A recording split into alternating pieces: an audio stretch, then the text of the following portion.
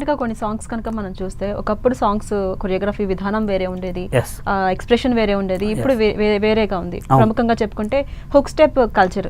So అందులో recent గా Shekhar master ఏ step చేసినా కూడా కొంత మీమర్స్కి వెళ్ళిపోతుంది, వివాదాల పాలవుతుంది, విమర్శల పాలవుతుంది. యాజ్ ఎ కొరియోగ్రాఫర్ మీరేం చెప్తారు? అంటే నేను రీసెంట్గా చూసిన డాకు మహారాజ్ సాంగ్కి ఆయన యాక్చువల్గా నడుము మీద మామూలుగా అంటే నడుము మీద వేవ్ స్టెప్ అంటారు దాన్ని, ఈ వేవ్ అంటారు అనమాట. వేవ్ ఆ వేవ్ ఏంటంటే అసలు ఆ సాంగుకు దానికి సంబంధం లేదనమాట.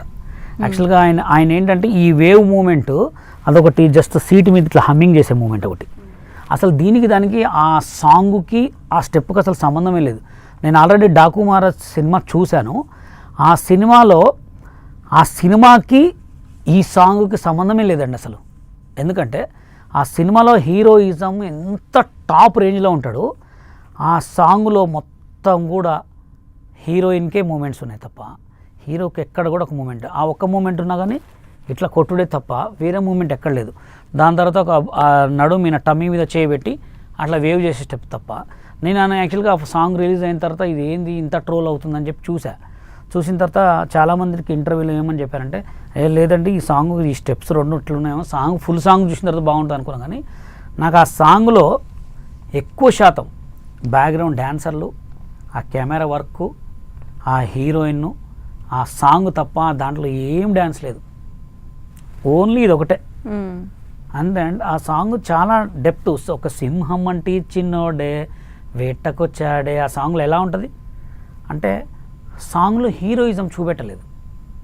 అంటే ఐటమ్ సాంగ్ అయినా సరే ఒకప్పుడు చాలా ఎఫెక్టివ్గా ఉండేవి. ఆ ఐటమ్ సాంగ్ వల్ల హిట్ అయిపోయిన సందర్భాలు కూడా ఉన్నాయి.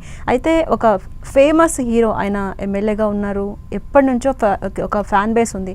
అలాంటి ఫ్యాన్ బేస్ ఉన్న పర్సన్ ఇలా చూపించడం ఆయన కెరీర్కి కానివ్వండి, ఫ్యాన్స్ ఆలోచన విధానంలో కానీ మార్పు ఎలా వచ్చే అవకాశం ఉంటుంది కదా, ఎలా దీన్ని చూడాలి? అంటే కెరియర్కి అంటే వాళ్ళకి కెరియర్స్ అది ఎంత పట్టించుకోరు. కానీ ఇప్పుడు ఎట్లా అంటే ఇప్పుడున్న సిచ్యువేషన్లో మీమర్స్ కానీ ట్రోలర్స్ కానీ ఎక్కడ తప్పు ఎవరి మీద దొరుకుతుందా, అది చిన్న ఆర్టిస్ట్ కానీ పెద్ద ఆర్టిస్ట్ వరకు చూసుకోండి.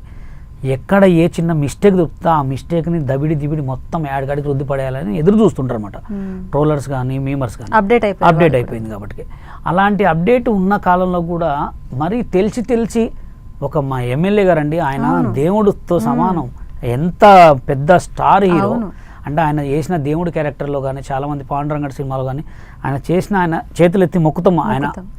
అట్లాంటి హీరోకి ఇది అనేది నాకు నచ్చలేదు.